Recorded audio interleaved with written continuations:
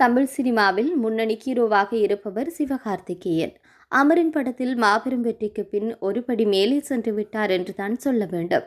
அடுத்ததாக சிவகார்த்திகேயன் நடிப்பில் SK23 மற்றும் SK25 என 2 படங்கள் உருவாகி வருகின்றது.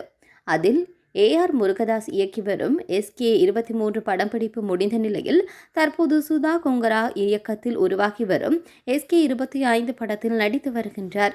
நடிகர் சிவகார்த்திகேயன் சமீபத்தில் அளித்த பேட்டியொன்றில் தன்னை வெறுப்பவர்கள் குறித்து வெளிப்படையாக பேசியுள்ளார்.